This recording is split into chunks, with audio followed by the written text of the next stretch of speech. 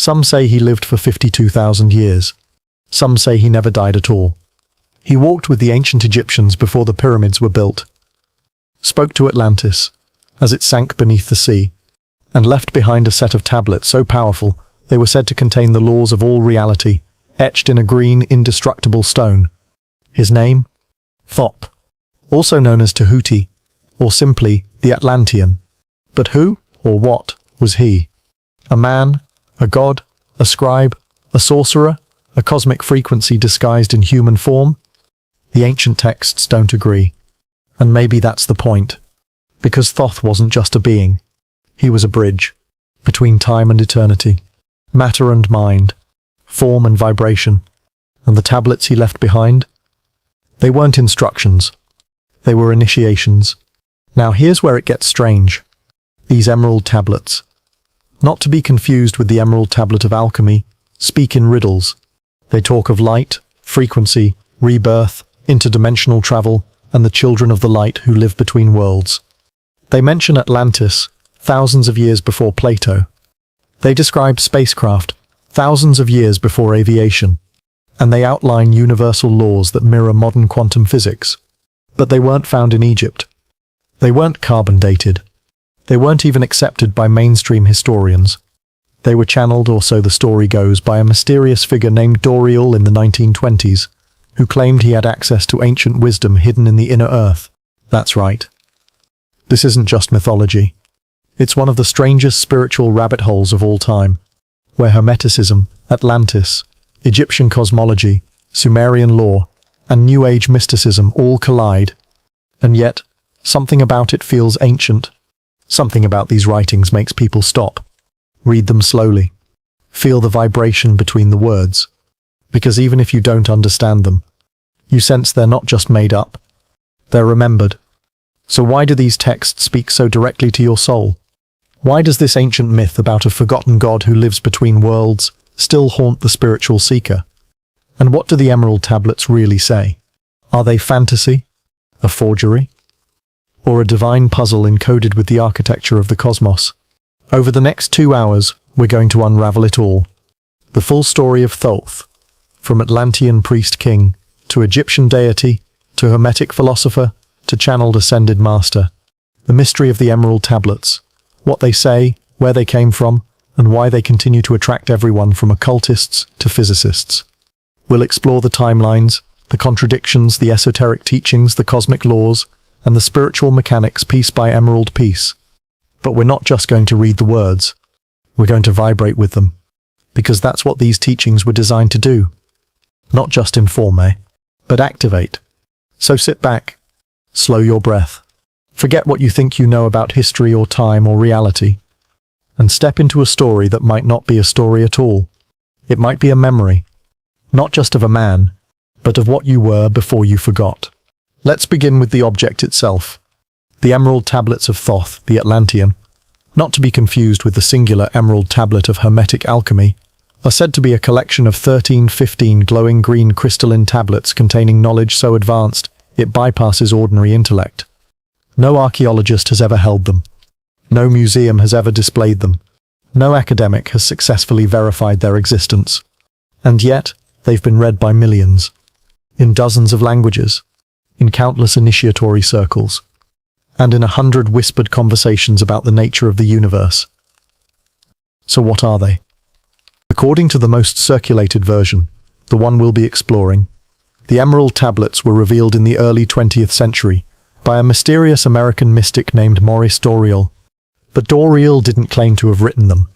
He claimed to have translated them from Atlantean, from light language, from something not of this world. According to Doriel's account, the tablets were originally carved by Thoth, a priest-king from ancient Atlantis, a being of immense knowledge, immortal through reincarnation, and responsible for preserving the sacred teachings of the stars. When Atlantis began to sink, as it always does in these stories, Thoth fled to Kem, what we now call Egypt, and began a new cycle of civilization. There, he became a god, a scribe, a master of knowledge, language, mathematics, time, and sacred geometry. Thoth taught the Egyptians to build pyramids, not as tombs, but as energy devices. He encoded vibration into stone. He built the halls of Amenti, a mythical inner earth chamber of regeneration. And before he left this plane, he encoded everything he knew into emerald tablets, objects that could not decay, burn, or be broken. Not metaphorically. Literally. The tablets, according to the legend, are physically indestructible, because they are not of earth.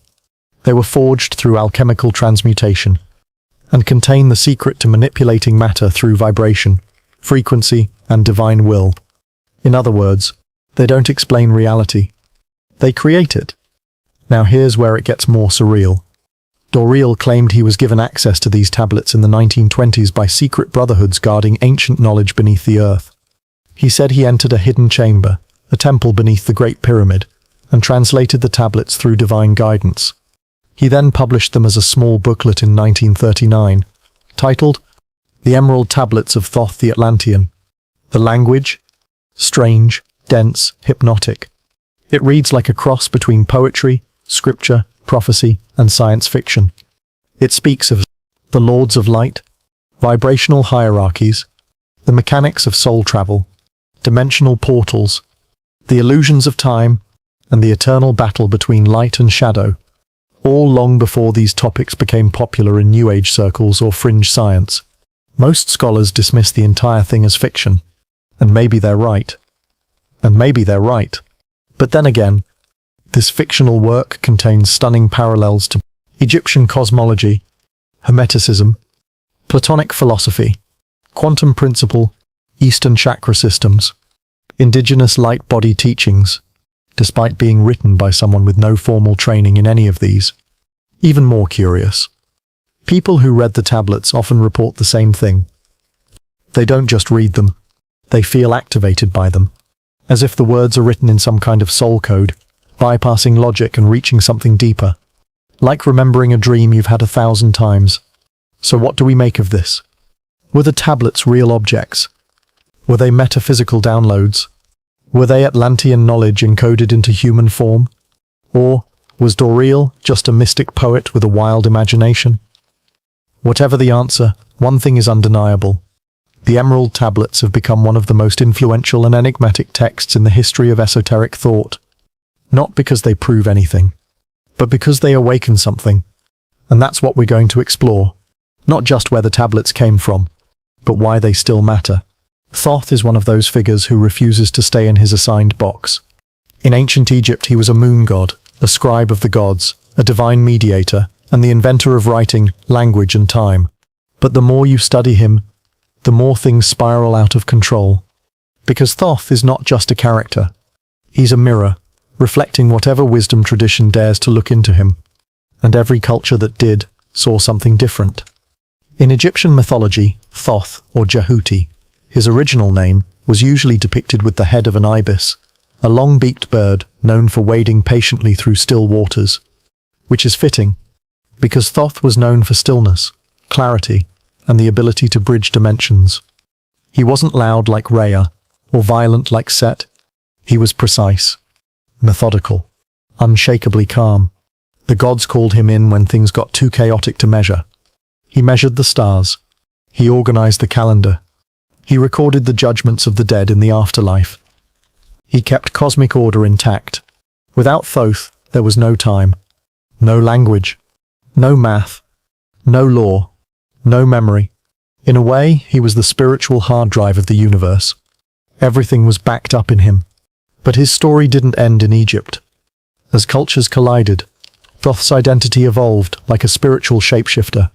When the Greeks conquered Egypt, they equated Thoth with their god Hermes, and eventually referred to him as Hermes Trismegistus, meaning thrice great Hermes. Why thrice great?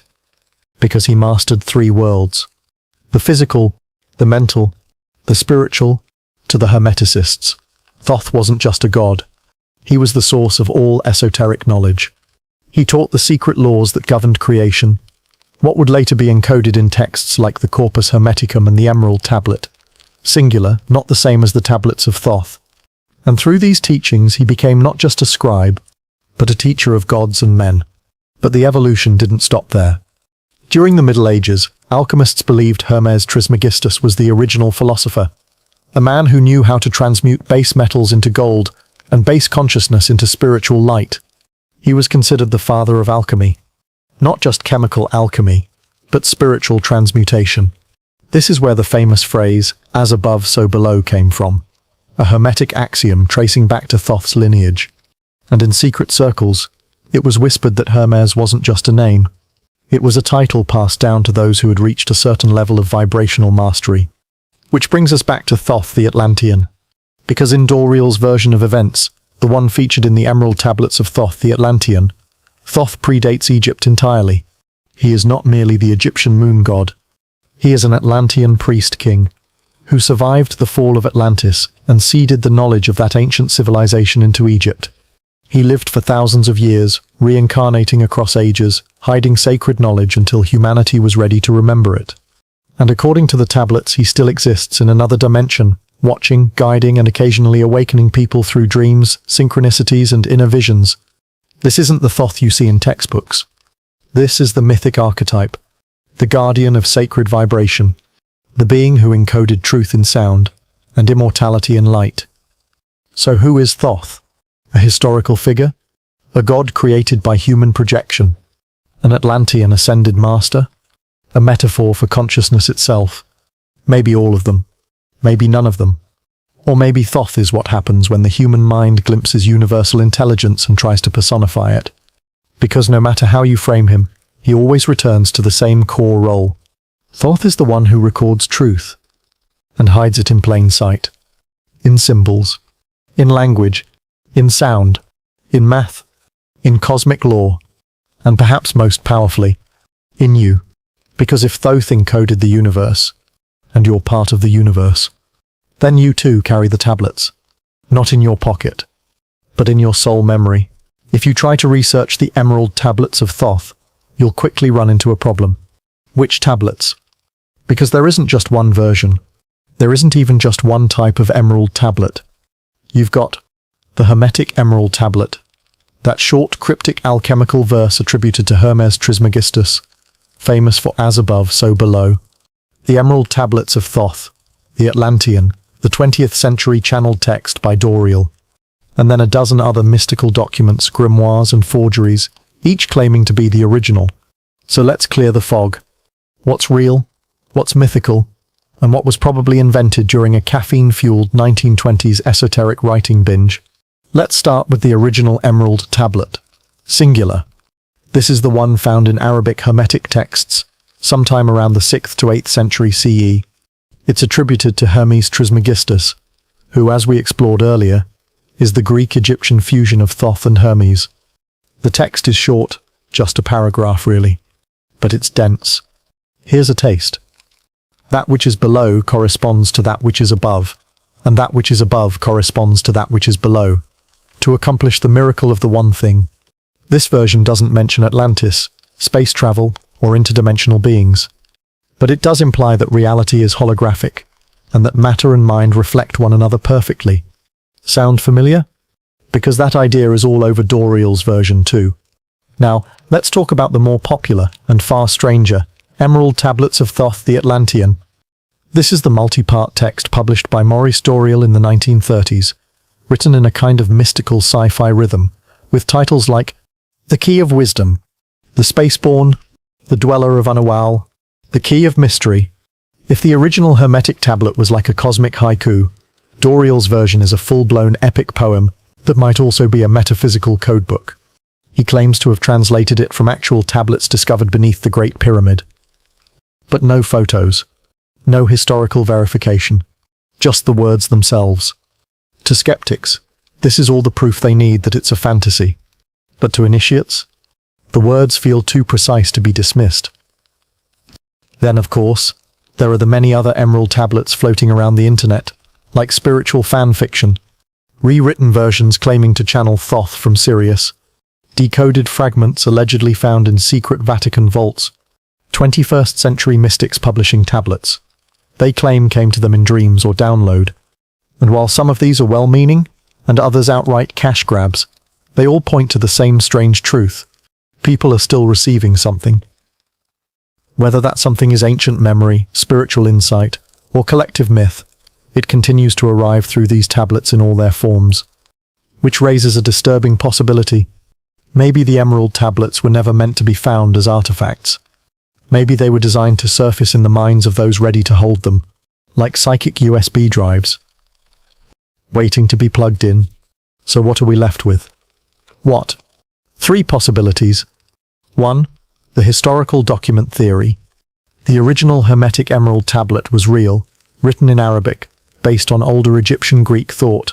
All others are modern adaptations. 2. The metaphysical transmission theory.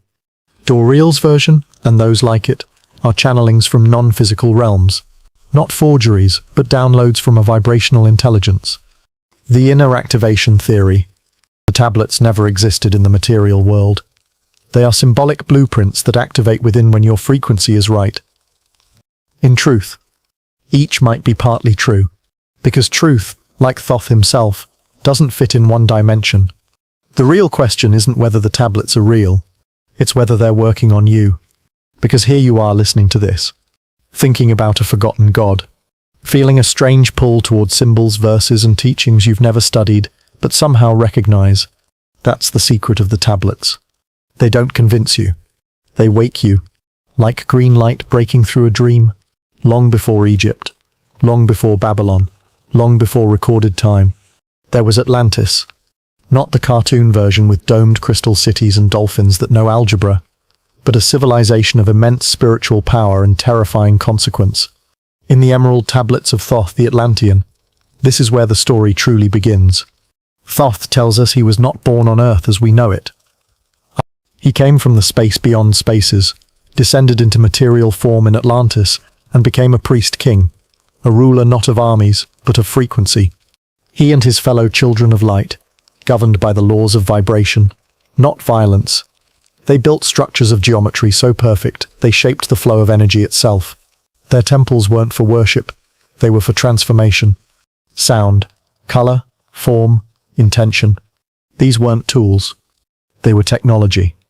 And Atlantis wasn't just advanced. It was aware. But like every mythical golden age, it ended with a choice. A fracture. A forgetting. Thoth describes a time when the Atlanteans began to turn away from the light. Power, once used to heal, was redirected to control. Sound, once used to attune, was manipulated to deceive. Knowledge, once seen as sacred, was hoarded, twisted, and monetized. He writes, "Then grew, in the hearts of the children of men, the desire to gain from the light without giving, and with that came the fall, not just of a continent, of consciousness." Atlantis didn't just sink, it collapsed inward. Thoth says the earth shook, the oceans boiled, the cities crumbled. But worse than any of that, the collective memory was shattered. The knowledge of vibration, light, soul, all of it was buried. But not lost.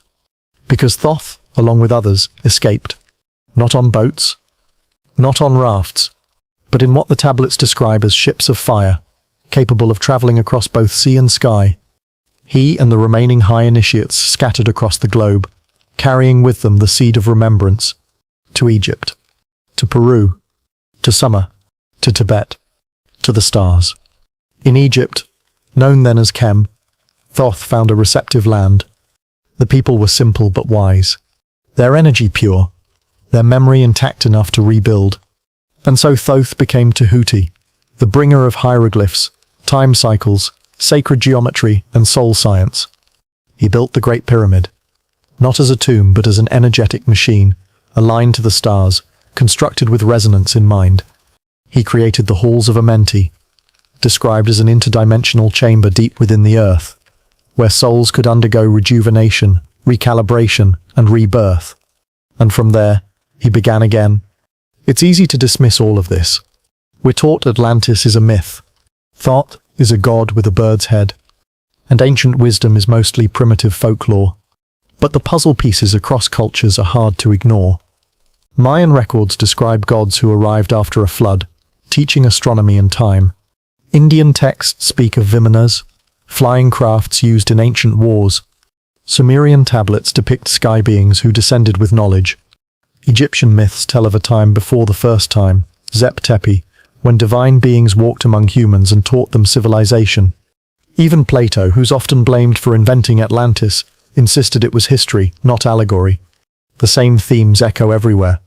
A fall, a flood, a godlike teacher, a new beginning. So what if Thoth's story isn't unique? What if it's the prototype? What if he represents the archetype of the keeper, the one who carries the code through collapse? Every culture has one. Enoch, who walked with God and preserved divine secrets. Quetzalcoatl, the feathered serpent who brought knowledge to the Aztecs. Oannes, the fishman who emerged from the sea to teach the Babylonians. Bodhisattvas, who delay their enlightenment to help Earth remember. The Watchers, the fallen angels of Enochian lore, who taught humanity the arts and sciences, different names. Same mission, to preserve the vibration when the world forgets it. So when Thoth speaks in the Emerald Tablets of leaving Atlantis, he's not just talking about geography. He's talking about a dimensional migration, from a society that remembered to one that forgot. And his mission? To leave breadcrumbs of light. Temples, symbols, sacred texts, star maps, mathematical codes, initiation rituals, each one designed not to be worshipped, but to wake up the soul. So when someone like you stumbles upon them thousands of years later, something stirs, and the memory begins to return. If Thoth truly escaped the fall of Atlantis, then Egypt wasn't just a new home, it was a strategic vibrational relay station. And the Great Pyramid? It wasn't a tomb. It was a device. Now let's be clear. Mainstream Egyptologists will tell you the Great Pyramid of Giza was a pharaoh's burial site, likely Khufu's. They'll point to the so-called King's Chamber, sarcophagus, and lack of writing as evidence. But here's the twist. No mummy was ever found there. No hieroglyphs. No funerary texts. Nothing typical of a royal tomb. Just a massive structure, built with mathematical precision, aligned to the stars, using stone types that conduct or insulate energy. So what was it really? According to Thoth in the Emerald Tablets, it was a resonance chamber. He writes that the pyramid was designed to channel the forces of earth and sky, creating an energetic beam capable of transforming consciousness. Its proportions, encoded with the golden ratio pi and the speed of light. Its alignment, perfectly tuned to true north, more accurate than modern compasses. Its materials, granite, loaded with quartz capable of holding and amplifying vibration. Limestone, a natural insulator, creating a field of energy containment. Basement chambers, tuned to extremely low frequencies. This wasn't guesswork, it was deliberate. A structure designed to resonate with the human body, the planet, and the cosmos. A spiritual technology, and here's where it gets deeper. The so-called initiation chambers inside the pyramid match the descriptions of mystery school rituals passed down in Hermetic and esoteric traditions. According to initiates, the inner chambers were used for death and rebirth ceremonies, not physical death, but ego death. A person would lie inside the sarcophagus in total darkness, sensory deprivation and silence, sometimes for 3 days, experiencing visions, downloads, and ego dissolution. What returned wasn't the same person. It was a being who had touched the light. Thoth calls this entering the halls of Amenti. And in some versions of the tablets, he claims these halls aren't metaphorical. They're real, located beneath the pyramid, and guarded by vibrational seals that can only be opened by the initiated. Now, before we get too skeptical, consider this. Modern studies show that sound can reshape matter, cymatics, light can store data, holography, and focused vibration can even levitate objects, acoustic levitation. So what if ancient Egypt wasn't primitive, but post-Atlantean? What if Thoth and his successors embedded this knowledge in architecture, not just to preserve it, but to hide it in plain sight? A temple becomes a code, a ritual becomes a frequency map, a myth becomes a user manual for awakening. This would explain why later traditions, from Greek mystery schools to Gnostic sects to Sufi lineages, all referenced Egypt as a source. It wasn't the gold, or the gods, or the Nile. It was the geometry of consciousness. Even Pythagoras, the father of modern math, reportedly studied in Egypt for over 20 years. He didn't just come back with formulas. He came back with philosophy, that the universe is made of number, sound, and form, all vibrating together as a cosmic harmony. Sound familiar? That's Thoth's doctrine. And what about the Eye of Horus? That stylized symbol found in so many Egyptian carvings? Turns out, when overlaid on the cross-section of the human brain, It maps precisely to the pineal gland and associated structures. Coincidence? Or was this an ancient map of inner technology, a reminder that the third eye is not a metaphor, but a mechanism? Thoth, of course, was called the opener of the way. Not just of time, but of perception. And the pyramid? Not a monument to the dead, but a machine to resurrect the soul, while still alive. This would explain why conquerors throughout history fought not just over Egyptian land, but over its secrets. Alexander the Great, Julius Caesar, Napoleon, the British and French archaeologists of the 1800s. They weren't just digging for treasure. They were searching for lost knowledge, and perhaps more disturbingly, trying to keep it out of public hands. Because if the Great Pyramid really could activate consciousness, amplify intention, or preserve soul memory, it would mean every person had access to power beyond empire. And that would be a threat. So when Thoth writes that the pyramid is a portal and the halls of Amenti lie beneath, he's not just being poetic. He's telling us something that science is only now beginning to grasp. That the ancients weren't worshipping rocks and sky gods. They were working with frequency. They were mastering energy. And they were building structures to hold the vibration permanently. Not just for themselves, but for us. For now, for whoever would remember. If Thoth's teachings once echoed across temples, tombs, and tongues, where did they go? Why is the average person taught that Egyptian mythology is just myth, that Atlantis is fiction, and that spiritual science is superstition? The answer is uncomfortable, because it wasn't just forgotten. It was buried, erased, co-opted, repackaged. The Emerald Tablets suggest that Thoth knew this would happen. That once humanity fell out of resonance, we'd crave power more than wisdom. That light would be replaced, not by darkness, but by a convincing imitation. The false light. Let's rewind. After Thoth's era, a lineage of initiates carried his knowledge forward, not openly, but through hidden schools, the mystery traditions of Egypt, Greece, Persia, India, and beyond.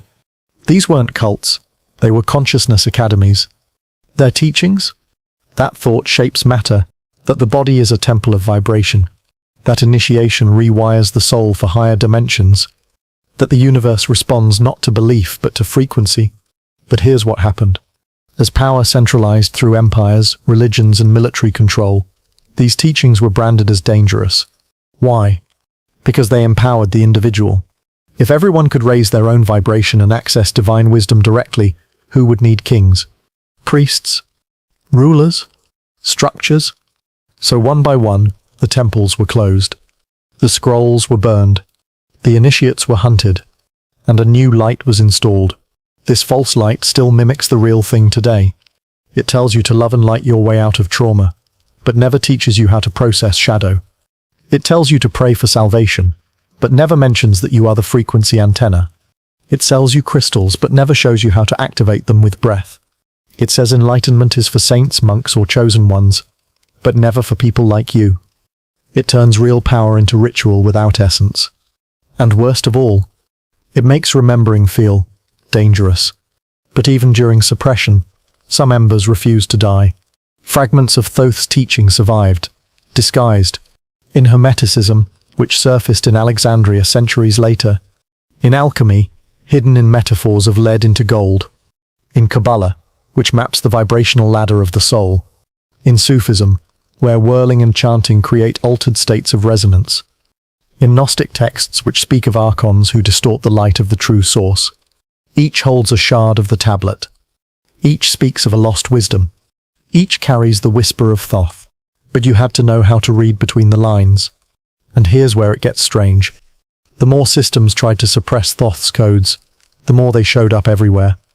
In Freemasonry, which traces its roots to the builders of Egypt. In Renaissance magic, where Da Vinci and Newton studied Hermetic texts. In quantum physics, which now says matter is made of frequency and observation. Even in pop culture, where Atlantean gods, cosmic tablets, and resurrection chambers appear in movies and games, the signal was never truly lost. It was just scrambled, waiting for someone like you to tune back in. But it wasn't just historical suppression. There's something even deeper. Energetic suppression. Thought warns of entities in the Emerald Tablets, beings who feed on low vibration, who walk in human form but are not of the light. He calls them the serpents who hide in the shadows, whose goal is to drain the flame of man. Now, it's easy to interpret this metaphorically, as inner demons, as ego, as trauma loops, but some interpret it literally, that there are forces, be they energetic, extraterrestrial, or interdimensional, that benefit from human forgetfulness. Because a vibrating awakened human is not just inconvenient, it's uncontrollable. So what happens? You're born into a world designed to distract your vibration. Fluorescent lights, artificial noise, fear-based media, processed food, synthetic time, suppressed breath, and perhaps worst of all, an education system that never teaches you how to feel energy. The body forgets, the soul gets sleepy, and the tablets remain unread, not because they were taken away, but because no one taught you how to see them. And yet, the tablets never gave up. They embedded themselves in architecture, in symbols, in ratios, in sacred music, in dreams, in random YouTube algorithms that lead you here. Because as Thoth said, light shall return to the minds of men when the earth trembles and the stars realign. We may be living in the tremble. So no, the emerald tablets were not destroyed. They were encoded into reality. You don't need to find them. You need to vibrate at them. And when you do, they activate, and what was once myth becomes memory. Thoth never claimed to be a god. He claimed to be immortal, not through bloodline, not through magic, not through myth, but through vibration. He writes, "Man is in process of changing to forms that are not of this world, yet man must pass through death before he can arise and be reborn in the light." But then he adds something curious. "I built the Great Pyramid using the power of vibration. I passed through dimensions using the frequency of thought. I do not die, I change form." What Thoth was describing was not reincarnation, not in the way we think of it. It was vibrational continuity. A soul so tuned to the flame, the eternal frequency, that it never loses itself in forgetting. The flame is one of the emerald tablet's most mysterious symbols. Sometimes Thoth calls it the flame of life. Other times, the flame of consciousness. And sometimes, the flame that never dies. But he's clear. It's not metaphor. It's real. Deep in the heart of earth lies the flame. From it came all things, and unto it all shall return. In other words, beneath all matter, beneath all experience, is a living, eternal frequency. A signal that existed before the universe. And when a being aligns with it fully, they are no longer bound by death. They don't escape death. They transcend the cycle that causes it.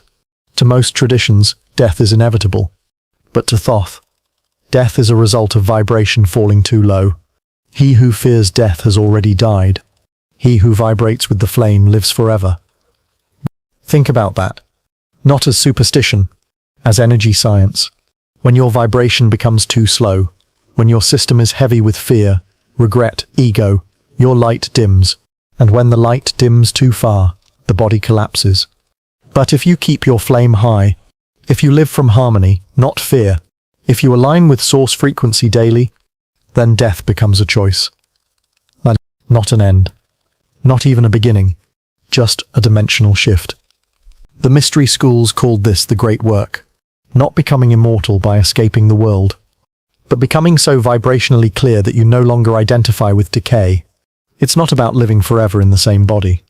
It's about remembering that you never weren't. Thoth claimed to walk in many forms.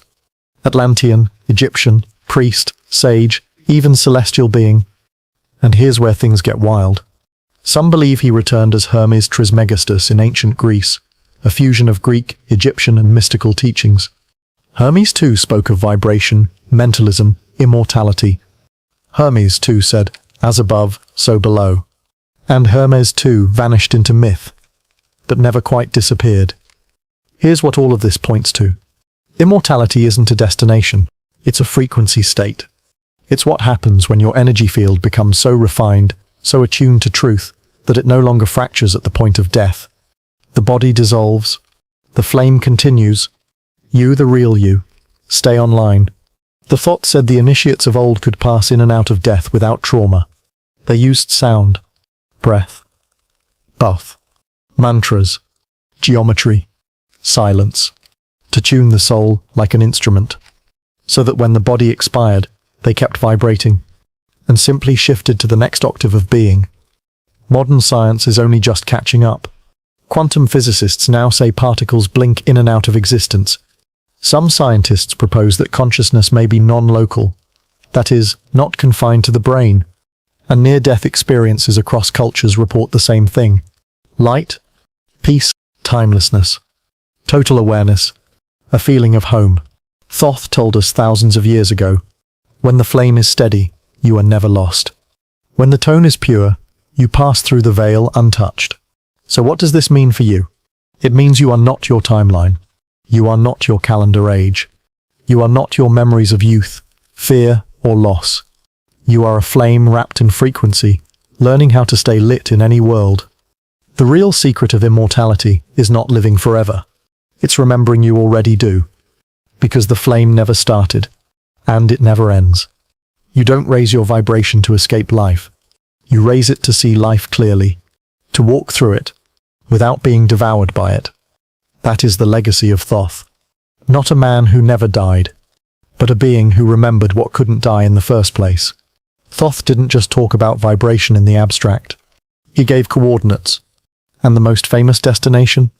The halls of Amenti. He calls it a place beneath the earth. A chamber of rest. A realm of knowledge. A portal. But he never says it's made of stone. He says it exists within and beyond, somewhere between dimensions. Guarded, energetic, ancient.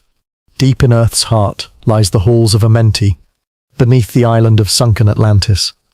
It's not a metaphor for death. It's a technology, a spiritual architecture for vibrational transformation. Let's walk into it slowly. In Tablet 2 of the Emerald Tablets, Thoth describes how he entered the halls and laid his body down, traveling through dimensions in consciousness. There he met the Lords of Amenti, beings of immense wisdom and frequency, described as keepers of universal laws. They did not speak, and they vibrated truths directly into the soul. Thoth says he rested in the halls for thousands of years, absorbing their codes, regenerating his body and consciousness. I slept not. I traveled in silence. I listened to the voice of the flame. This was not hibernation. This was soul engineering. Now here's where it gets even stranger. The halls weren't just for rest. They were initiation chambers. Thoth says, "There shall ye find the secrets of space. There shall ye touch the foundation of time." And that's exactly what ancient mystery schools were trying to replicate. In Egypt, with underground crypts and pyramidal acoustics. In Greece, with Eleusinian rites and shadowed temples. In Tibet, with silent caves and dream yoga. In Mesoamerica, with obsidian mirrors and vision plants. Even among the Dogon of Mali, with star chambers, all of them had one thing in common: a descent into darkness, to retrieve light from within. Thoth's halls of Amenti mirror this pattern perfectly. They are the inner lab, not to escape the body, but to reforge the soul. Like a vibrational blacksmithing process. Initiates would enter deep states of stillness, encounter symbolic challenges, receive light codes or sound instruction, release false identity, rise again, vibrationally recalibrate. If this sounds like metaphor, it's not. It's how initiation worked. Death before death. Dissolution. Energetic reassembly. And the ones who returned? They didn't talk the same. Walk the same. Even age the same. Because they had encountered Amenti. Let's pause on that. In nearly every ancient tradition, the greatest wisdom wasn't learned. It was downloaded through direct contact with something beyond human. Call it the Akashic Records, the Void, the Inner Temple, the Light, the Logos, or call it what Thoth did, the Halls of Amenti. He describes it as being beneath the earth, not physically, but energetically, like a sub-frequency realm beneath waking consciousness. And once you enter, the normal rules break, or time folds. Light speaks. Your spirit is measured. And if you're aligned, you return carrying things that cannot be taught in books, only transmitted. This is where modern minds get uncomfortable. We like maps. We like timelines. We like real places. But the ancients were operating on another model. The inner world was not imaginary, it was just subtle. In the same way your dreams have texture, weight, direction, so did Amenti. It wasn't visualized. It was entered through trance, vibration, stillness. Which is why the entrance wasn't a doorway. It was a frequency threshold. Thoth also warns, only the pure shall enter. The false shall dissolve. This wasn't morality. It was energetic compatibility. If your frequency wasn't in resonance with the flame, you couldn't survive the depth of Amenti. Not because you were punished, but because you'd short-circuit. The low vibration self, the ego, the mask, the lie, couldn't make it through the veil. Only what was real could. And that's why Amenti wasn't just a destination. It was a mirror. One that stripped away everything you weren't, until all that remained was what you always were. So what does this mean now in a modern world? It means the halls still exist, not in a ruin, not in a myth. In you, in the moments you shut out the noise, descend into your own depths, and return with insight no book could give you. In the dreams that teach you, the stillness that heals you, the silence that speaks louder than thought. Amenti isn't lost. You've just been vibrating too fast to feel it. Slow down. Slow down. Tune in. And listen for the flame beneath the noise. Thoth didn't just speak in riddles. He encoded in geometry. The emerald tablets are filled with strange shapes, repeated numbers, and directional clues that seem poetic until you realize something unnerving. They're maps. Not of territory, but of energy. They point not to places on Earth, but to configurations of light, frequency, and consciousness, the way a tuning fork vibrates into alignment, or a crystal resonates at a specific pitch. And once you understand this, something wild becomes clear. Thoth didn't write a doctrine. He built a dimensional key. Let's start with the shape. Thoth speaks often of pyramids, not just the ones made of stone, but pyramids of force. He writes, "Raised I the pyramid, using the power that overcomes earth force. Deep beneath it, I placed the hall of Amenti." Now, most people stop there. Cool myth, neat pyramid. But esoteric scientists and sacred geometry scholars have found something strange. The Great Pyramid is a near-perfect harmonic resonator. Its dimensions encode the golden ratio. Its chambers align with planetary frequency. Its position is mathematically locked to the speed of light. It amplifies and conducts vibrational energy. This isn't architecture. It's frequency engineering. And it's not just the shape. The Thoth embedded sound codes into his teachings. Many lines from the tablets have a musical cadence, not just for aesthetics, but to activate memory. List ye, O man, to the voice of wisdom. Look in thy heart and let light shine forth. These weren't mantras to chant passively. They were vibrational ignitions. Said correctly, in rhythm, with breath. They would tune the speaker's body like an instrument. The Tibetans did the same with seed syllables. The Vedic yogis with bija mantras. The Egyptians with spoken glyphs. The Hebrews with sacred names. Different cultures, same principle. Sound alters form. And Thoth, the master of voice and vibration, used that fact to encode the tablets with living resonance. Then there's the math. He gives numbers often. 3, 7, 9, 12. These weren't random. Each carried vibrational weight. 3, the trinity of body, mind, spirit. 7, the harmonic spectrum. 7 notes, 7 chakras. 9, the number of completion and initiation. 12, the cosmic order, zodiac, time, DNA codons. To Thoth, numbers weren't for counting. They were for summoning. And finally, the stars. Raised I high over the entrance, a door that leads to the light. There I marked with symbols. The stars that guide man's return. Thoth saw the sky not as backdrop, but instruction manual.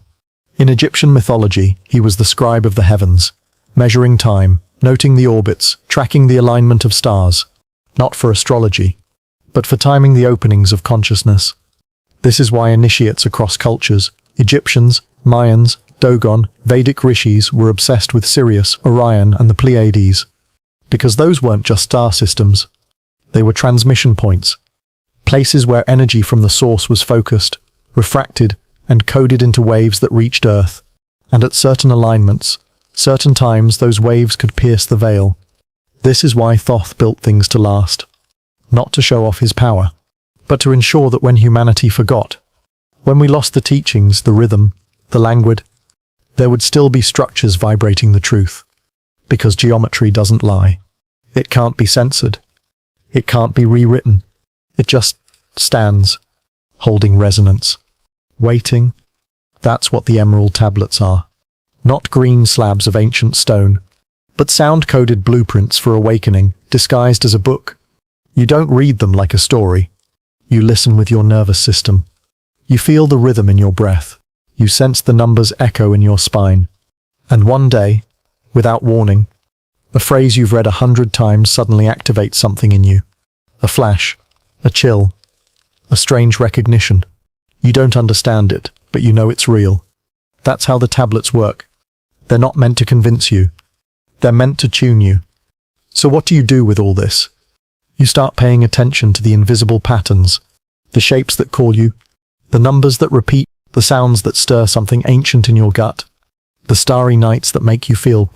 These are not random.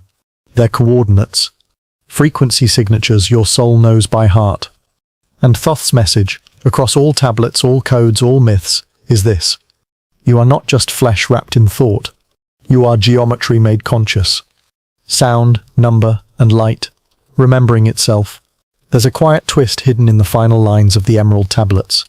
It's not loud, not dramatic, but once you see it, it changes everything. Thoth hints that the real emerald tablet is not the tablet. It's you.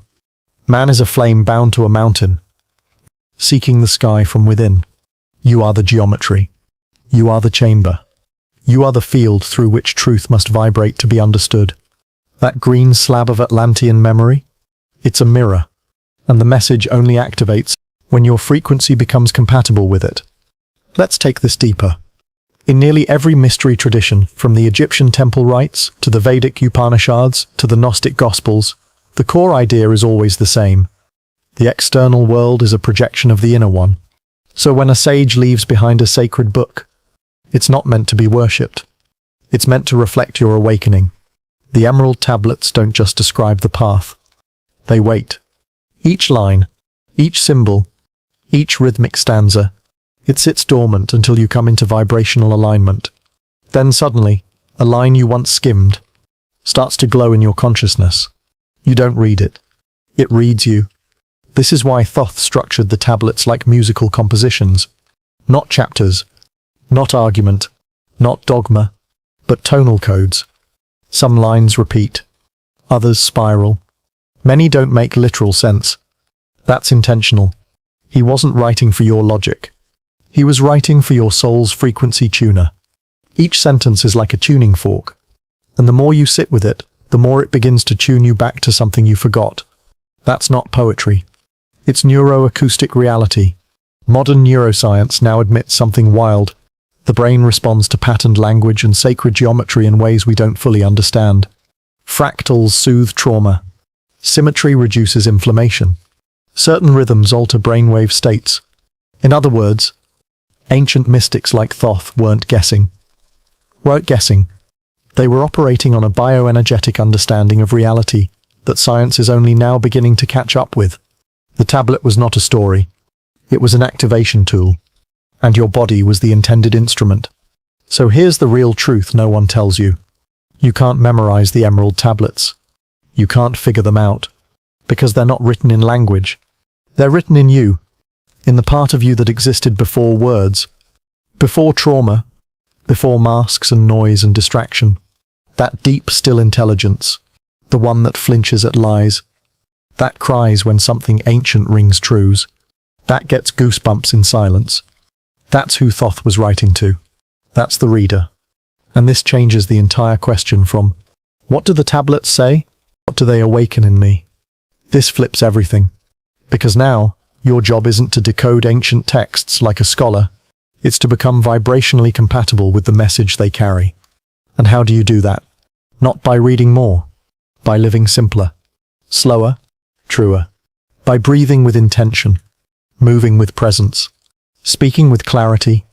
These are not lifestyle tips. They are frequency levers. Every small act of coherence tunes you closer to the language of light. And once you're tuned, something wild happens. The outer tablet doesn't matter anymore, because the inner one opens. You start remembering things you never learned, seeing patterns you never noticed, understanding teachings you never studied. That's when you know. You've become the tablet. Your life, your breath, your silence, now transmits what words could never carry. You don't quote the truth. You radiate it. Thought ends the tablets with strange encouragements. Awake, O flame-bearer. Walk in the rhythm of light. Be the voice that remembers. Not believe. Not follow. But walk, remember, become. Because the highest spiritual teachings are not instructions. They're resonances. You don't obey them. You harmonize with them. And once you do, the world no longer looks the same. Because you've become the message you were trying to understand. You are the tablet now. And your vibration is the script. There's something eerie about how Thoth speaks of Atlantis. He doesn't romanticize it. He doesn't glorify it. He mourns it. He refers to it as a great light lost. And according to him, it wasn't just a civilization that sank beneath the sea. It was a consciousness that collapsed under its own weight. Great were the sons of Atlantis in knowledge, yet proud they became in their wisdom. Then came the dark, a shadow from deep space. That line, a shadow from deep space, sounds almost poetic. But he's not being metaphorical. He's describing an energetic corruption, a frequency shift so catastrophic, it shattered the spiritual infrastructure of an entire world. According to Thoth, the Atlanteans were once master alchemists of vibration. They built with sound, healed with geometry, traveled with thought. Their temples weren't religious. They were resonance chambers. But over time, something shifted. He says the priests and kings began to use vibration for power, not alignment. They built machines to manipulate energy for control. They altered natural frequencies to warp nature. They used sound not to harmonize, but to dominate. And that shift? It tore something. The harmony broke. The field cracked. And the soul of the civilization began to disintegrate. The fall of Atlantis wasn't just a flood. It was a vibrational crash. Thoth says, "Then raised I my staff and called forth the power. Deep beneath earth's crust, I hid the halls of Amenti, for the day when man would rise again." It's easy to miss the implication. He buried the knowledge, on purpose, because the collective vibration had dropped too low to hold it. It would have been dangerous to leave it exposed. So the emerald tablets, the halls, the flame teachings, they were all sealed in resonance chambers, hidden behind frequency gates, not because they were forbidden, but because humanity could no longer resonate with them safely. And here's where the real tragedy begins. When Atlantis fell, it wasn't just structures and cities that were lost. Soul memory was severed. Thought describes a moment when humankind could no longer remember who they were. The vibration dipped so low the connection to the flame dimmed. Men forgot the ways of the light. They walked as shadows, though the sun still shined. That line feels personal, like he's not just talking about ancient people, but us, right now. Because isn't that how it feels? Like we're constantly looking for something. Some forgotten magic we can name. Some wisdom we once knew, but can't quite reach. That's the curse of forgetting. The Atlantean trauma echoing into the present. And yet, Thoth didn't give up on us. He says, "In time, shall man rise again. The flame shall be remembered, and the keys shall unlock." It's not prophecy in the predictive sense. And it's resonance logic. Because vibration is cyclical. What falls may rise. What dims may rekindle. And the same force that once cracked the field is now starting to hum again. That's why so many feel called to the tablets today. It's not a trend. It's not nostalgia. It's soul memory resurfacing. You're not discovering these teachings. You're remembering them. Modern science calls this epigenetic memory or morphic resonance. Ancient mystics called it the Akashic echo. Echo. Whatever you call it, the principle is the same. Energy remembers. And when the conditions are right, when the vibration is high enough, That memory blooms again. The geometry reappears. The symbols reactivate. The inner codes light up. And suddenly, you understand things you never studied. That's not intuition. That's returning. But here's Thoth's warning.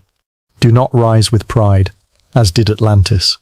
Rise with balance, or fall again. Because the curse of forgetting isn't over. It's always stalking the edge of awakening.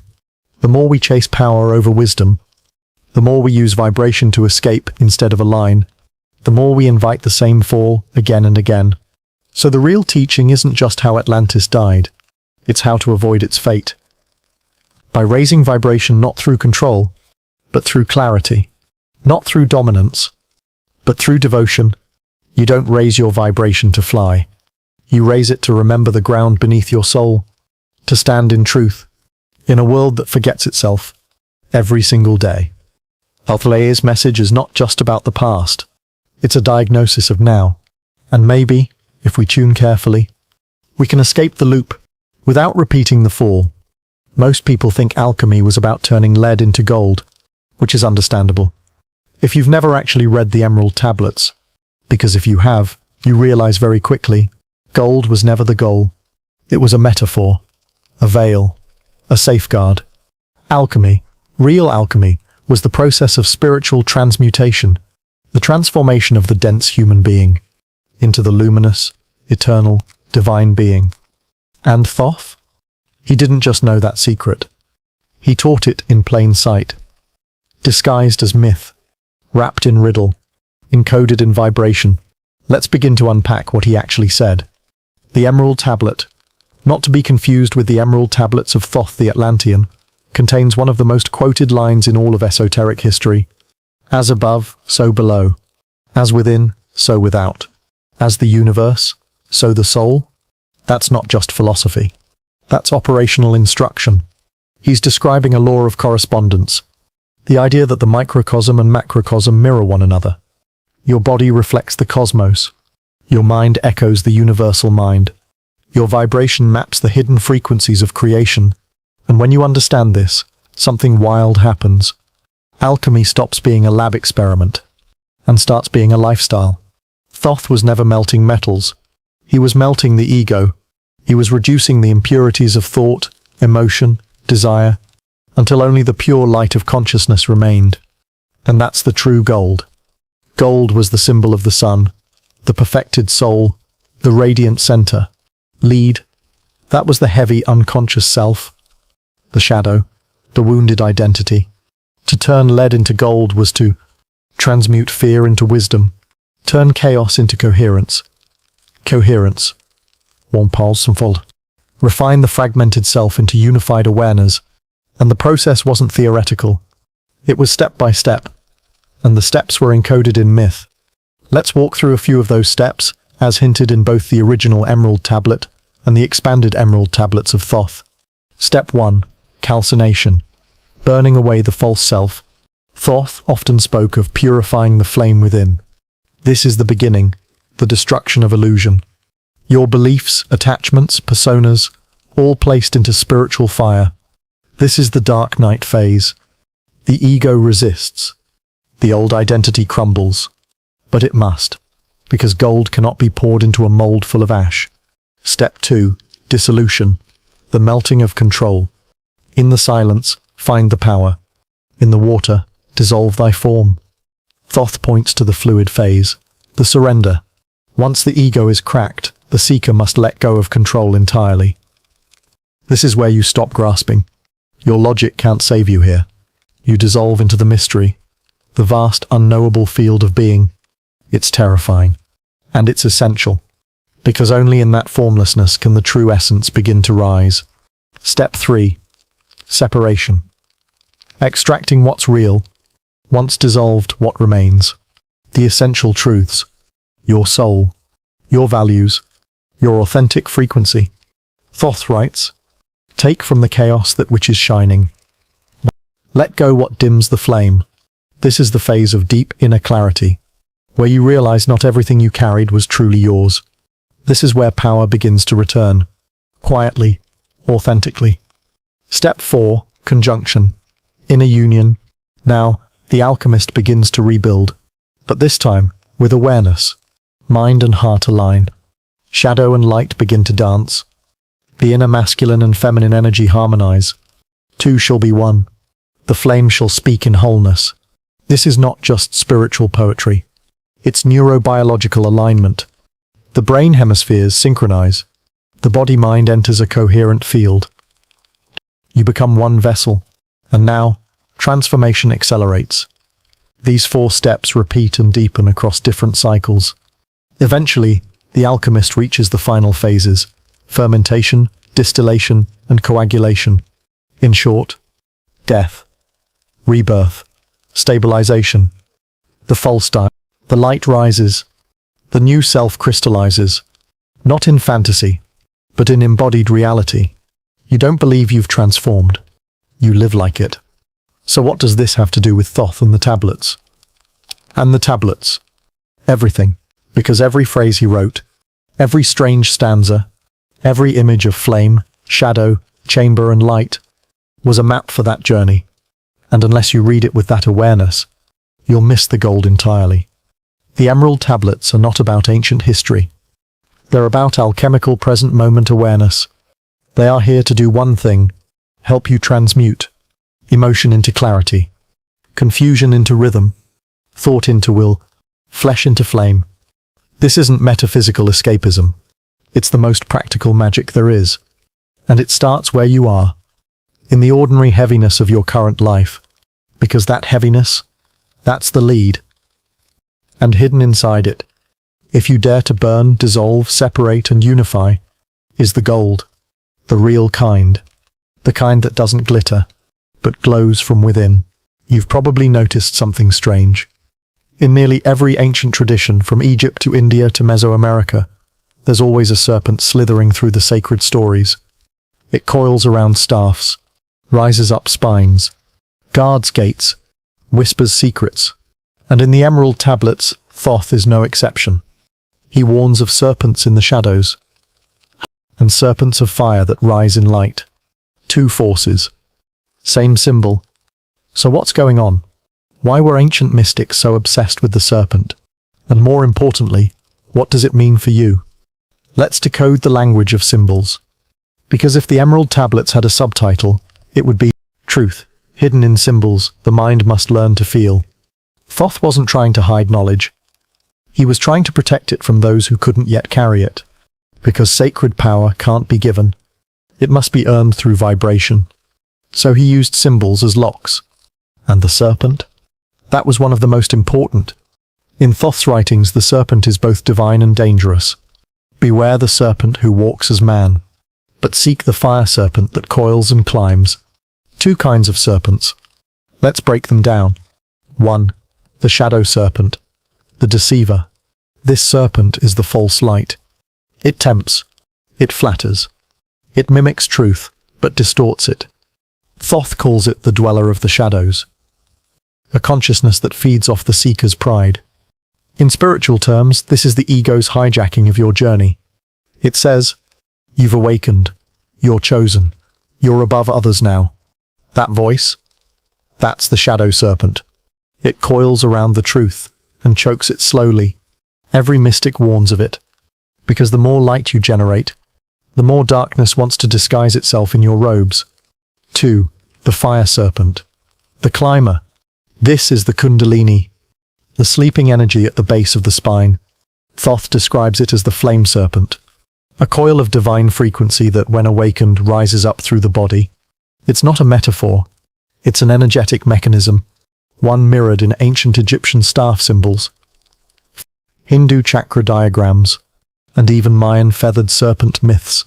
When the serpent rises, your spine becomes a staff, your breath becomes wind, your mind becomes still, your heart becomes light, and your body? It becomes a temple. But here's the catch. The serpent can rise in 2 directions. Upward, toward truth. Downward, toward illusion. That's why discipline and inner purity were so important to ancient initiates. They weren't moralists. They were engineers of the soul. Because if the energy rises through a body full of fear, ego, or chaos, it can shatter the system. That's not New Age hype. That's bioelectrical reality. So what did Thoth do? He buried the knowledge inside symbols. He painted serpents on walls, hid geometry in prayer rhythms, wrote in spirals and riddles. Because if you were ready, the symbols would activate. And if you weren't, they'd stay inert. That's what separates the tablets from modern spiritual memes.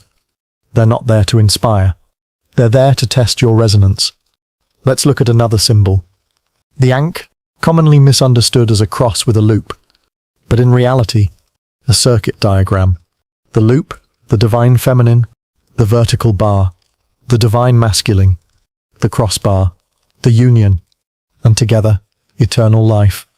The Ankh wasn't a logo. It was an energetic key. Mystics didn't wear it to look spiritual. They used it to visualize the flow of life force within and around them. It was a map of internal resurrection. Every symbol Thoth used had multiple layers. Literal image, energetic vibration, spiritual initiation. So when you see a serpent or an ankh or a pyramid, don't ask, what does this mean? Ask, what frequency does this activate in me? Because symbols aren't meant to be understood. They're meant to be felt. They're mirrors for the part of you that existed before words. And here's the wild part. Your subconscious already knows them. Studies show that the human brain reacts to sacred symbols, even if the person has never seen them before. It's called archetypal imprinting. Your DNA recognizes what your conscious mind forgot. That's why ancient symbols still work, because your body remembers the energy, even if your mind doesn't. So the next time you read the tablets, or see the serpent coiled around the staff, pause, feel the symbol, ask it what it knows about you, and watch what rises. Because sometimes the knowledge isn't in the symbol, it's in you, just waiting for the right shape to wake it back up. Why did ancient mystics build pyramids? Not temples, not towers, not domes, but massive, perfectly aligned, mathematically exact pyramids, scattered across Egypt, Mesoamerica, Sudan, China, and even underwater in Japan. What secret were they encoding in this sharp-angled symbol of stillness? And why did Thoth in the Emerald Tablets say he escaped death by retreating into a pyramid chamber, where he could shift dimensions and return when the time was right? You're not being asked to believe that literally. You're being asked to look at what they knew, because the pyramid wasn't just a building. It was a vibrational device. First, let's anchor this with a line from the tablets. Deep beneath the temple, in halls of Amenti, I lay in slumber, drawn by the force of the pyramid. That's not just poetic death. That's intentional, energetic withdrawal. Thoth is describing a state somewhere between deep meditation, suspended animation, and conscious travel. And the pyramid was the engine. Let's break down how. Pyramids, when precisely constructed, create what scientists now call scalar energy fields. These are non-linear, non-Hertzian, zero-point energy environment. In simpler terms, they're fields of stillness. Not silence, stillness. A state where chaos cancels itself out, where interference patterns collapse, where energy harmonizes. The ancients called this the place where the veil thins, a frequency where thought, soul, and light interact without friction. And if you lie at the center of that field, your entire energy body shifts. Modern experiments, yes, real ones, show that razor blades placed inside scale models of pyramids sharpen themselves. Water stored inside enters a coherent state. Plants grow faster. Meditation deepens. Brainwaves harmonize. Now imagine this not in a wooden replica, but a 13-acre, 6 million ton precision-cut pyramid aligned to true north within 3/60th of a degree, positioned exactly at the intersection of the Earth's longitudinal and latitudinal landmass center. Yeah, the Great Pyramid is not a tomb. It's a machine. And Thoth's so-called resurrection chamber was its central capacitor. Let's go deeper. The Great Pyramid's proportions encode pic pi, the golden ratio fair, the speed of light, the Earth's equatorial circumference, the dimensions of the moon, Earth, and sun. What kind of ancient culture encodes the speed of light in meters per second? thousands of years before modern measurement. Answer: one that wasn't guessing, one that understood. Geometry is frequency made visible, and consciousness is frequency made aware. So the pyramid wasn't for burial. It was for ascension. A vibrational tuning chamber that restructured the seeker's energy body for multidimensional perception. This is why initiates across cultures would spend days or weeks in underground pyramid chambers, in darkness, in silence, in alignment, not to die, but to dissolve, to allow the chaotic self to fall away, to re-enter a field of stillness so pure, it recalibrated the soul. And when they emerged, they remembered their past lives, their higher self, their mission. In Thoth's language, I became the flame again. I walked not as man, but as the rhythm of light. And here's where it gets wilder. Every pyramid had an upper chamber and a lower one, a capstone and a base, light and dark, heaven and earth. Guess what that mirrors? Your spinal column. The pyramid is your body. The base, your root. The apex, your crown. The central passage, your spine. The king's chamber, your third eye. The sarcophagus, the place where ego dies. So when you meditate deeply, you don't need to enter a pyramid. You become one, still, aligned, pointed toward heaven. Thoth wasn't preserving architecture. He was preserving a template for inner ascension. The pyramid is the symbol of internal convergence. Body and spirit, thought and silence, earth and sky. And once you find the geometry within, the portals open. Not out there, inside you. Because that's the great joke of every sacred site. You are the temple. You are the portal. You are the technology they tried to build in stone. And when you align your inner structure, when your thoughts become clean angles, your breath a sacred chamber, your heart a polished capstone, then you don't have to find light. You generate it. You broadcast it. And you begin to understand what Thoth meant when he said, "He who masters the pyramid within, masters eternity." By now you've probably noticed a pattern. Every time the emerald tablets mention death, they don't mean death. Every time they mention gods, they don't mean gods. And every time they mention stars, they're not just talking about the sky, they're talking about you. More specifically, the part of you that isn't bound by time, flesh, or personal identity. The part that remembers. The part that returns. The part that wasn't born and doesn't die. In the emerald tablets, Thoth doesn't just point to the stars. He calls them the origin, the destination, and most importantly, the mirror. Raised I my eyes to the stars, knew I my soul came from beyond. That sounds poetic, until you realize ancient mystics across cultures said the exact same thing. The Dogon of Mali mapped Sirius B, an invisible star without telescopes. The Mayans aligned temples to the Pleiades. The Egyptians built entire cities to reflect Orion's belt. Vedic cosmology mapped consciousness onto planetary fields. Why? Because they weren't worshipping stars. They were mapping consciousness. They believed your soul has a stellar blueprint. And to remember who you are, you must remember where you come from. This wasn't astrology as we know it. It was stellar anatomy. A way of understanding. The soul's path. The frequency you carry. The sacred geometry of your destiny. In Hermetic language, Thoth explains that each soul was assigned an energetic imprint upon descent, one that harmonized with a specific celestial pattern. You don't just look up at the stars. You carry their math inside you. Let's look at the Egyptian connection. The pyramids of Giza align exactly with Orion's belt. Thoth, also known as Jehuti in earlier texts, was closely linked with Sirius. And according to the pyramid texts, some of the oldest spiritual writings on Earth, the soul of the pharaoh would rise and join the imperishable stars, which scholars now understand to mean the circumpolar stars, those that never set. Translation: Ascension wasn't a metaphor.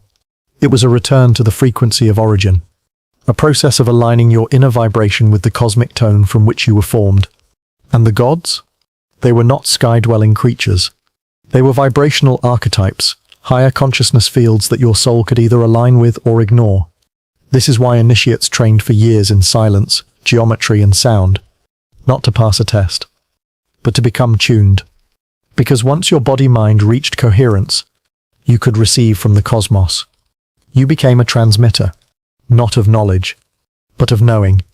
This is what Thoth meant when he said, "The stars speak not in words but in fire, and the wise become their flame." Let's connect this to modern science. Quantum physicists now suggest that the universe may be a hologram, where each part contains the whole. Consciousness may not be produced by the brain, but received like a signal. The structure of DNA may be influenced by electromagnetic field. And guess what ancient mystics claimed? That your soul is a receiver. Your mind is an antenna. Your body is a frequency container. And the stars are broadcasting, always. You just forgot how to tune in. Thoth's teachings aren't telling you to escape Earth. They're telling you to align it with your cosmic pattern. To act like someone who came from the stars. Because you did. That doesn't mean float through life in a daze of mysticism. It means to walk like someone who remembers. With stillness. With coherence. With intent. Because if you forget your cosmic nature, you'll act like you're just a survival machine. But if you remember, you carry yourself like the universe designed you for something precise. This is why ancient initiates studied both astronomy and introspection. Because the chart in the sky, and the chart in your soul, were reflections. Thoth made it clear. There's no up there without in here. There's no God without corresponding vibration. There's no light in the sky that doesn't already exist in your cells. So next time you stare at the stars, don't wish. Don't wonder. Listen. Because somewhere inside you the signal is still live. The blueprint is still intact. And if you stand still long enough, it might just whisper back. You didn't fall from the stars. You are one. The emerald tablets were never supposed to survive the machine age. Their language is arcane, mythic, wrapped in layers of symbolism that modern minds aren't trained to decode. They don't fit neatly into a university syllabus. They weren't discovered in a sealed tomb by a man with a hat and a whip. And their most famous version wasn't even found, it was channeled. Which raises the question, why did a 20th century man named Dr. Maurice Doreal claim he had access to ancient knowledge so potent it bypassed institutions, ignored chronology, and went straight for the soul? Because the 20th century wasn't just about machines, wars, and men in suits. It was a time of spiritual drought, followed by a psychic rebellion. And Doreal's emerald tablets landed like contraband scripture in the middle of that storm. Let's rewind to the 1920s, a time of global trauma aftermath. World War I had shaken the foundations of civilized progress. Materialism was rising, so was anxiety. And beneath the surface, the mystical underground was roaring back to life. Occult orders, mystery schools, Rosicrucians, theosophists.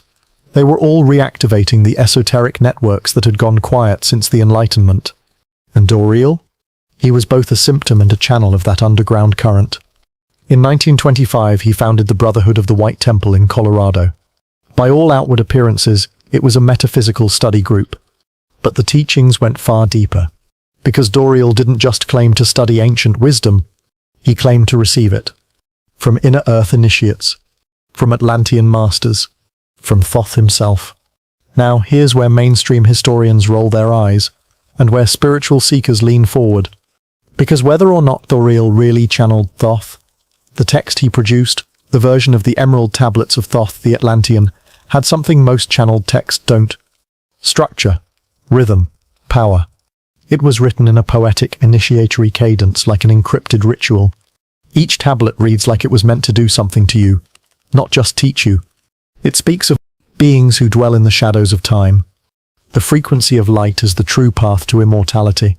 Halls of Amenti, where the soul regenerates between incarnations. And how the seeker must awaken the inner flame to overcome the lords of darkness.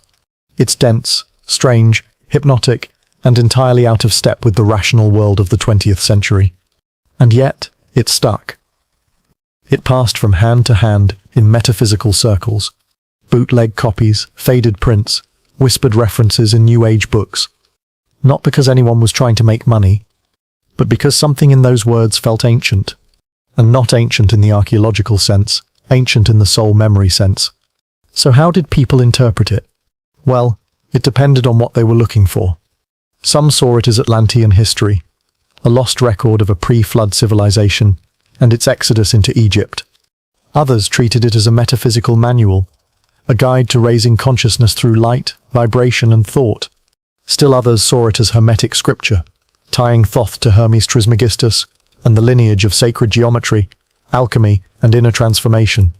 But all interpretations shared one thing: the sense that the tablets weren't telling you something. They were triggering something. A code you already carried. A symbol you already knew. A blueprint buried beneath the rubble of ordinary consciousness. And that made them dangerous. Because in a world increasingly obsessed with proof, the Emerald Tablets offered only recognition. You didn't believe them. You either resonated with them, or you didn't. And that resonance, it created a small but potent movement, a lineage of readers, teachers, and seekers who didn't care if academia laughed as long as the tablets worked. They practiced the breathing rhythms described. They meditated on the words. They visualized the halls of Amenti, the sun of light, the flame that burns forever. And in doing so, they revived something the modern world was built to forget. That truth doesn't need validation to be real, and some teachings aren't supposed to be understood. They're supposed to be remembered. So as we move toward the final segments of this story, remember, whether or not you believed or real, whether or not you think Thoth was a real being, whether or not you think the tablets are literal or mythic or metaphysical fiction, their effect has been real. They sparked a revival of hermetic interest.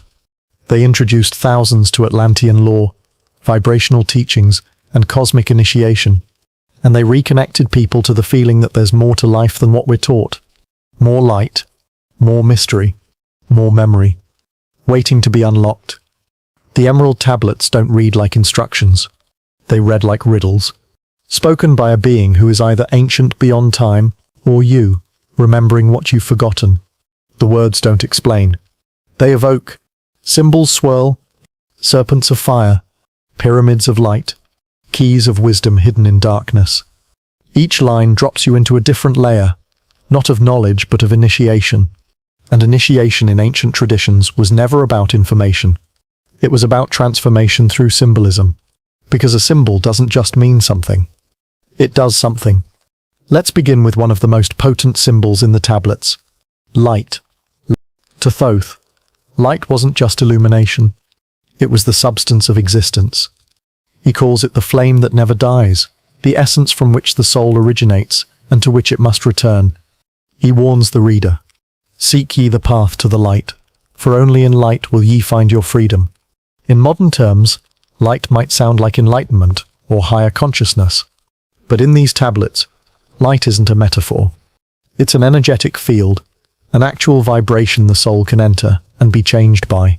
It's the pure, undistorted state of being that exists before fear, distortion, and death entered the system. To return to it is not just to awaken, it is to recalibrate your essence. Now, the path to light isn't clean. It requires confronting darkness, not as evil, but as density, which brings us to the second major symbol. Serpents. In most traditions, serpents are misunderstood. In Eden, they're blamed. In Egypt, they're crowned. The Eurydice serpent rises from the forehead of the pharaoh, not as a threat, but as a sign of activated power. Thoth speaks of serpents not as deceivers, but as guardians of transformation. Know ye, O man, that thy form is dual, balanced in polarity while formed in thy form. Here the serpent is the energy of polarity itself, winding upward through the spine like the Kundalini in Hindu teachings. It's not evil, it's raw power, coiled at the base of the human experience, waiting to be awakened, but only when the mind is ready to wield it. The serpent is the reminder that divinity doesn't come without danger. If light is the goal, the serpent is the test. And then, there are the keys. Thoth mentions them often, sometimes literally, sometimes symbolically. Keys to Amenti, keys to power, keys to escape the wheel of rebirth. But the keys aren't objects. They're frequencies of consciousness, states of awareness that unlock higher dimensions within and beyond. 3 are the natures of mind, carrier-it of the will of the Great One. Here Thoth implies that reality isn't guarded by gates, but by your own mental frequency. The lower the thought, the heavier the dimension. The purer the mind, the more doors open. So when Thoth says you must possess the key, he's not talking about finding something external.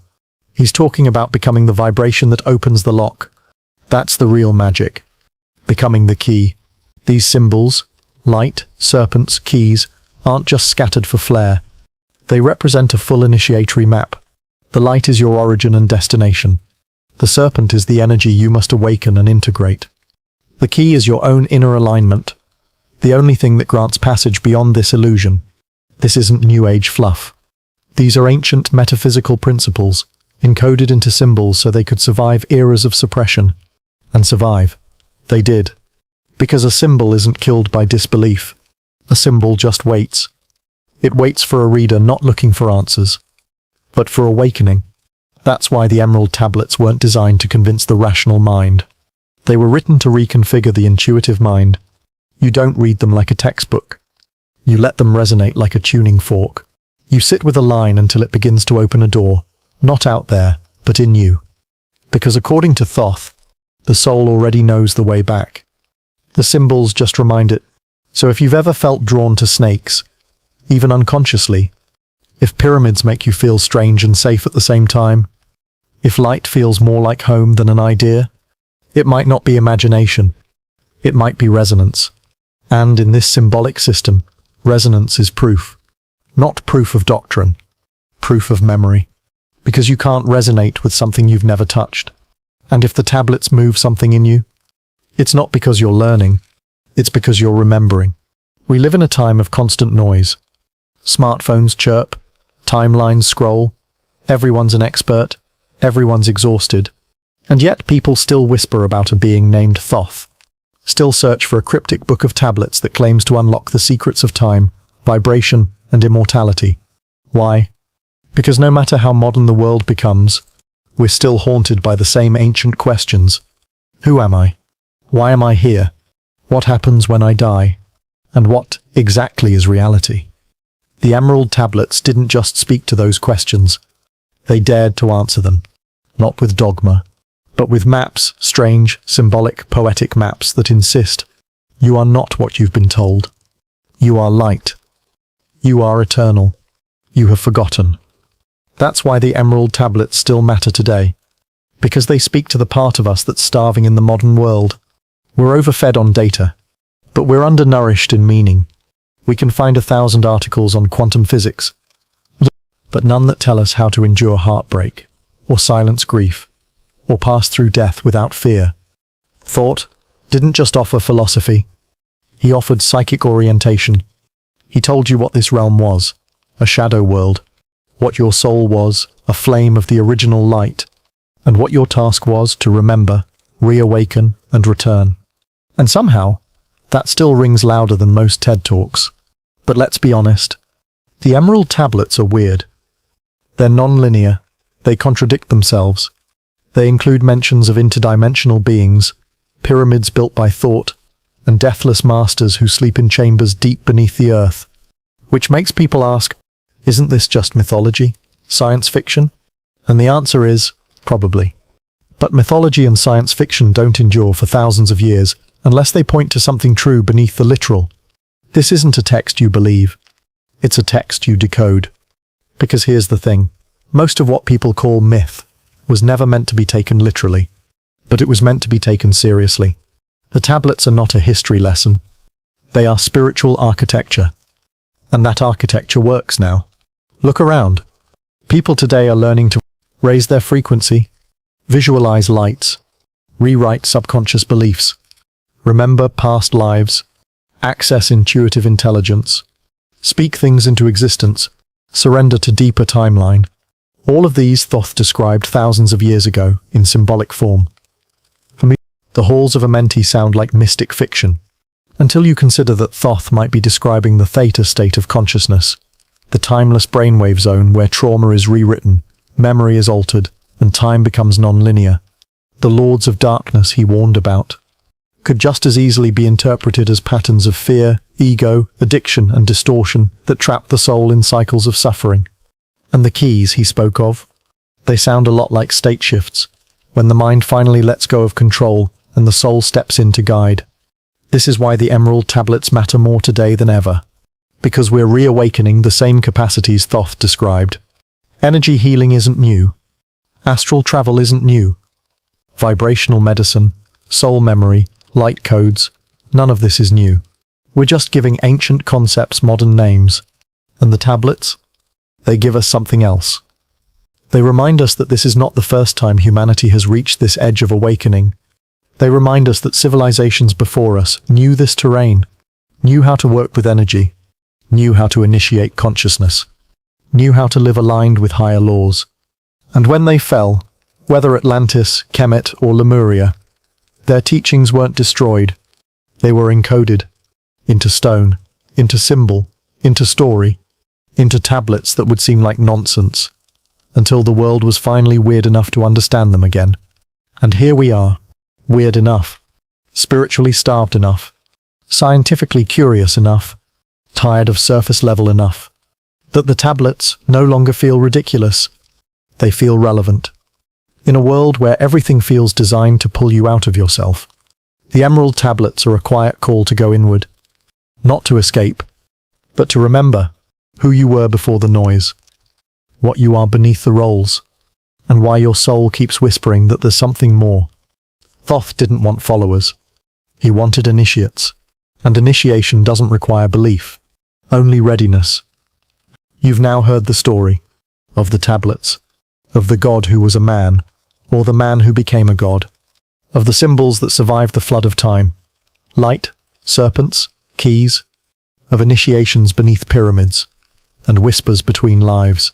But here's the problem with Thoth. He might not have existed at all, or he might be more real than anyone you've ever met.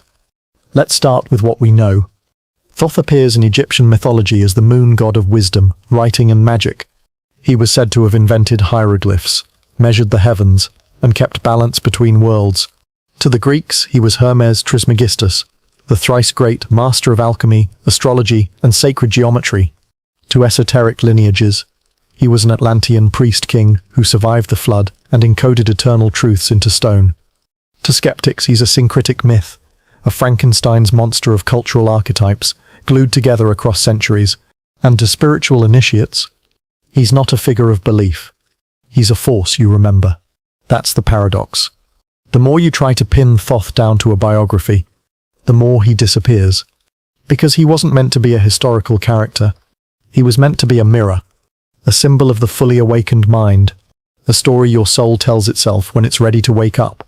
Which is why some people find the tablets silly, and others find them life-changing. They don't work on the mind that asks, is this true? They work on the mind that whispers, why does this feel familiar? And maybe that's the whole point. Thoth might never have lived. But he still teaches. He teaches through geometry, through dreams, through synchronicities, through language that seems to unlock something in you didn't know was locked. He shows up in moments when logic fails, and something deeper takes over. Like when you read the same line in the emerald tablets 5 times, and the 6th time, you don't read it. It reads you. That's when Thoth is alive. Not as a being, but as a code. Codes are funny like that. They don't care if you believe in them. They only care if you're tuned to receive them. Which means the real question isn't, was Thoth real? The real question is, what part of me is activated by the myth of Thoth? Because whether or not you believe in pyramids of light, Atlantean star chambers, or channeled texts from inner earth beings, you've probably felt that pull. That whisper from somewhere timeless that says, you've done this before. You've studied this before. You've known this before. Now, remember, in the end, Thoth is not a person. He's a pattern that re-emerges every time humanity reaches a threshold, every time we forget who we are, every time we try to replace mystery with machinery, every time the light begins to flicker under the weight of our distractions. He returns, not to save us, but to remind us how to save ourselves, through initiation, through vibration, through the restoration of the sacred. So maybe the tablets were never about Thoth. Maybe they were always about you. Maybe they're not ancient texts at all. Maybe they're mirrors disguised as scripture. Maybe that's why they survive in fragments and riddles, because if they were too clear, they wouldn't work. Initiation can't be downloaded. It must be decoded from within. And Thoth? He's just the symbol on the lock. The key was always your memory. There's a reason the Emerald Tablets never became mainstream scripture. They don't offer commandments. They don't tell you what to believe. They don't care if you're good. They don't flatter the ego. They don't promise paradise. They don't fear hell. Instead, they whisper riddles. They point without explaining. They test without warning. And for the modern reader raised on quick answers, hot takes and spiritual slogans, they can feel frustrating. Or worse, meaningless. Until you stop reading them like a tourist and start reading them like an initiate. What does that mean? It means you stop asking, what does this line mean? And you start asking, what does this line do to my inner state? Because the tablets are not a book. They are a frequency. They are a frequency. You don't read them to learn. You read them to resonate, like a bell ringing in a cave you forgot existed. The meaning isn't in the sentence. It's in the shift that happens inside you while you sit with it. This is how mystery schools worked. This is how alchemy was taught. This is how vibration was passed. Not in definitions, but in direct transmission. Tourists demand clarity. They want to take pictures, post quotes, move on. Initiates sit in silence. They sit with confusion. They revisit the same passage 30 times. They let the ego dissolve under the weight of not knowing. And then one night, during a dream, or a walk, or a whisper in meditation, a line lights up, and what felt cryptic suddenly feels like instruction. Because the tablets don't teach you with logic. They teach you with mirrors, and you will only see what your vibration is capable of recognizing. Take this line. List ye, O man, and hear a mystery, stranger than all that lies neath the sun. If you read this expecting a fact, you'll be disappointed. But if you listen, really listen, you might feel the veil between dimensions begin to thin. You might not get an answer, but you might hear something deeper than language. That's what initiation is. It's not being told what to do. It's being transformed until what to do becomes obvious. There's a reason Thoth says, "Seek not the kingdom of shadows, for evil will surely appear." On the surface, it sounds like religious warning. But on the level of an initiate, it's energetic guidance. Don't obsess with the lower mind. Don't get stuck in loops of fear, conspiracy, or ego-driven magic. Don't chase power through manipulation. You'll trap yourself in distortion. This isn't morality. This is physics of the soul. What you align with, you amplify. What you amplify becomes your teacher. And not all teachers are kind. Another example. Man is a flame bound to a mountain, but light can free him. The tourist thinks this is poetic fluff. The initiate sees a map of incarnation. The flame is the soul. The mountain is density. The physical form, karma, identity, trauma. Light isn't just salvation. It's the process of returning to your original frequency. This isn't feel-good wisdom. This is spiritual mechanics. And the Emerald Tablets are filled with it. If you learn how to listen through vibration rather than logic. But here's the hardest part. No one can do that for you.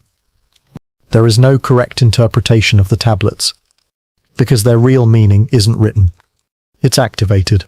You must become a vessel, empty of ego, open to mystery, ready to encounter the symbolic world behind the literal. That's what separates a seeker from a scroller. You Thoth, an initiate from a reader. You don't study these texts to master them. You let them unmaster you, until your inner noise quiets, and the geometry of meaning begins to hum beneath your skin. The tourist asks, what does this mean? The initiate asks, who am I becoming in its presence? And if that's the question you've started asking, then the tablets are working. You've passed the threshold. You're no longer reading history. You're walking it. Before there was light. Before time, space or thought, there was vibration. That's what Thoth tells us. That all of the universe is vibration, not metaphor, not poetry, physics.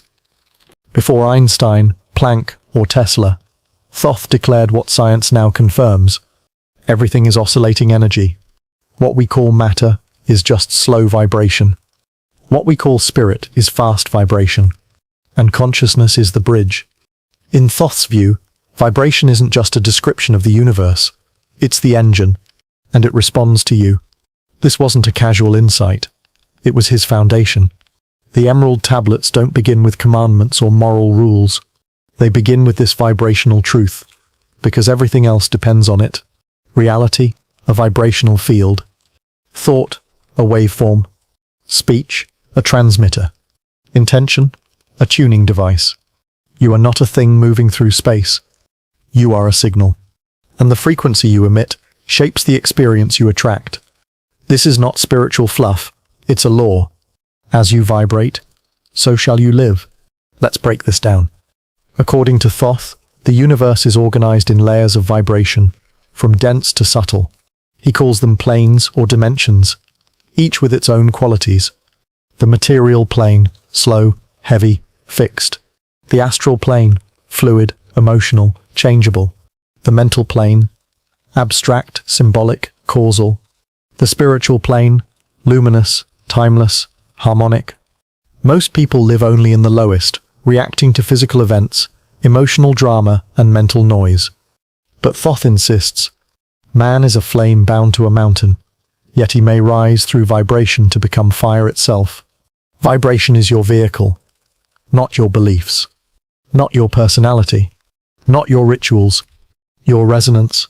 So how do you change it? Not by trying to be good, but by tuning. Thoth describes the human body as a vessel, not of flesh alone, but of tones. The heart emits rhythm, but the breath carries tempo. The mind generates tone. The soul holds frequency. Each thought, each emotion, each word spoken, it's all a broadcast.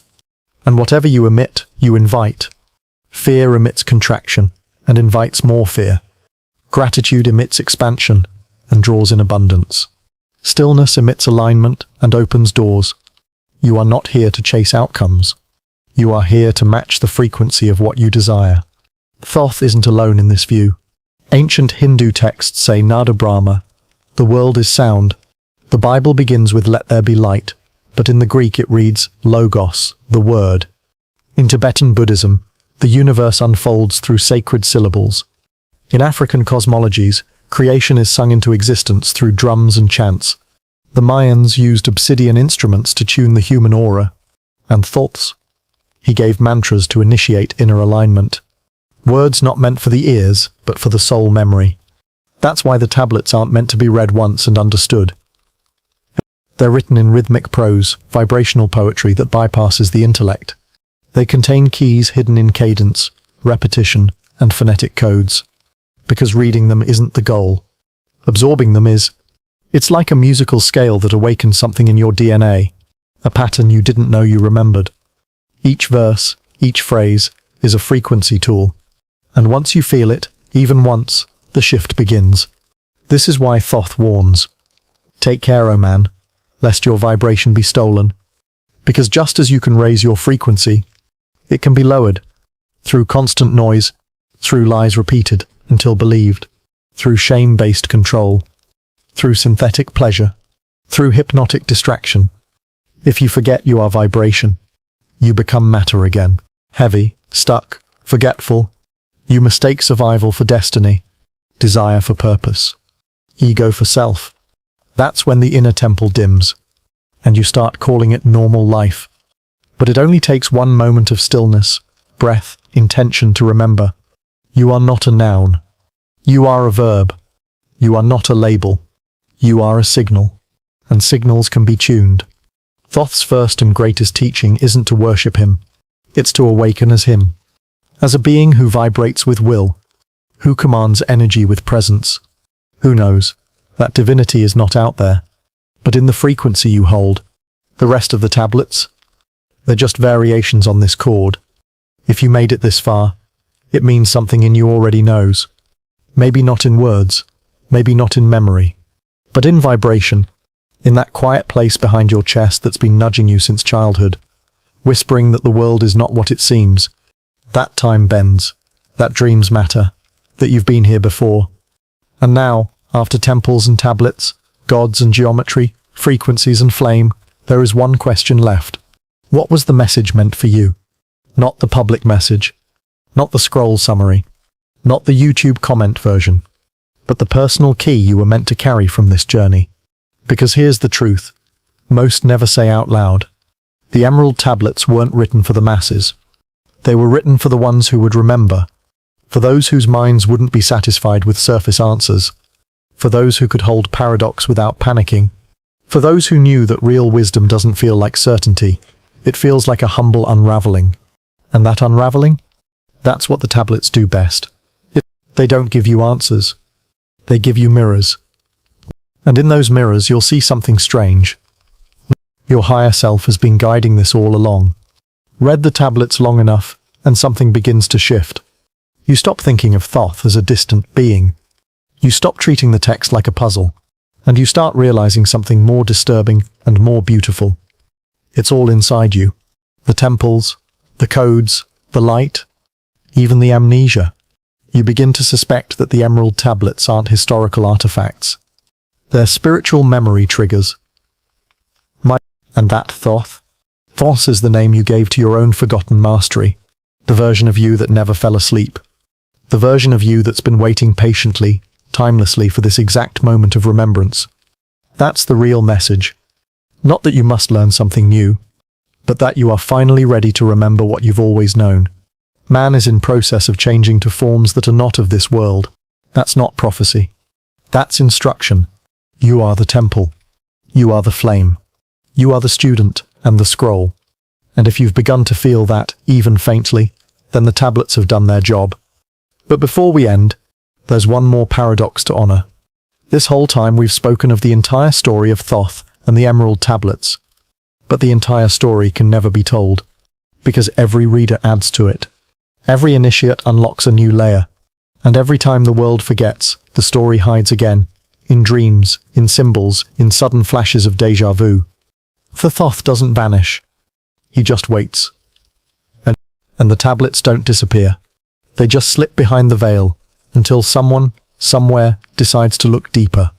And maybe that someone was you. So if the world goes quiet tonight, if the noise fades just long enough, listen closely. You might hear it. The hum. The call.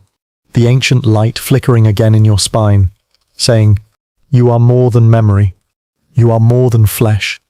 Walk in the path of the light, and become it."